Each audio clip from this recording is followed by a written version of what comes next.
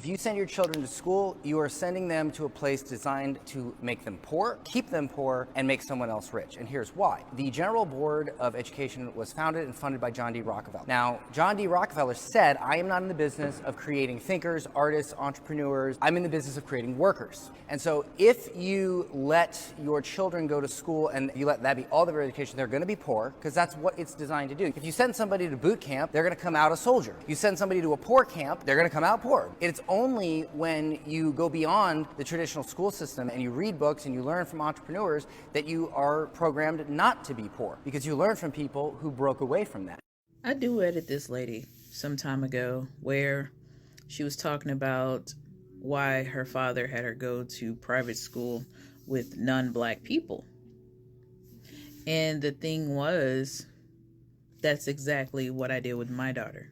But my daughter literally was very upset. So I did a litmus because my daughter's highly intelligent and she was done with high school by the 10th grade. So I was like, we got time. So in middle school, I took her out of school and put her in a school called Fellowship Christian Academy in Dallas. And a pastor oversaw that actual school. It was a private school that was black. And she complained about how the academia sucked, the food, the this, the that, and how it just not was structured at all. And I said, but this is what you wanted, because this is what you get a lot of the time in these scenarios when this is going on. And I took her out of that school and put her in First Baptist Academy. Now, with Fellowship Christian Academy, there was no networking. The academia wasn't there, as well as the opportunities to, growth when you're out in the world. If you're in private school, the reason for private school is to network with parents who can literally get you a job because you just graduated from this school, period. And I do mean not like flipping burgers. I mean, yes, that's Maya. We're going to get her a job here doing this. Exactly. Those opportunities weren't at Fellowship Christian Academy. So, First Baptist, I'll be clear, her homecoming was at Highland Park Country Club, where I met people because I dropped her off, because you always look like you have somewhere to be, because a lot of times I know I do. But the thing is, also, you're networking. She didn't really care for that situation because she said, well, I don't feel like I'm seen, and not seen as in the school was a problem. She was saying she didn't like to be alone as standing out as being a black girl there. And my thing was, this is not about that. This is about networking. When you get into the world, if you literally are trying to help people who look like you, who don't have, they wish they could be in these situations that you're in. And you literally are squandering these opportunities. Now, mind you, I did have a traumatic brain injury, so I couldn't argue with her. And she ended up graduating from North Dallas High School because she wanted to disenroll from private school and go there, which she didn't have to because she was already done with high school. But the point of the matter is, when you're thinking about church, schools, and all these things, you should be looking at what their network is, because your network is your net worth.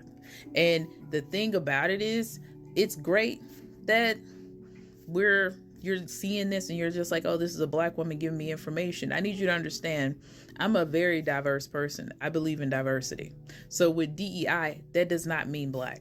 That means I'm talking about neurodivergent people, disabled people, people across Asian people, and indigenous people, Spanish people, black people, this, that. I need a full, because I don't believe in group think. So when someone has contracted me out for a position, they know I'm very balanced in what I'm giving them in the information. It's not just this and that. I'm going to give you parts of all things that intersect, because that's what being polymathic is. Now, I don't want you to have to go through the lesson that my daughter did, because she's now an adult. And the thing about it is, had she stayed at First Baptist, I'm going to be clear, set. And I do mean set, even with the issues she had. She had a stroke, she had other things going on. And this is not something to cry about, because when you go to a school that literally has a network of people, they know people at the hospital. I was attending a church that was a black church that literally their slogan is "No one walks alone." I walked alone through that entire thing. Even though I had invested money, I was like, I should have just stayed at the non-black church I was attending.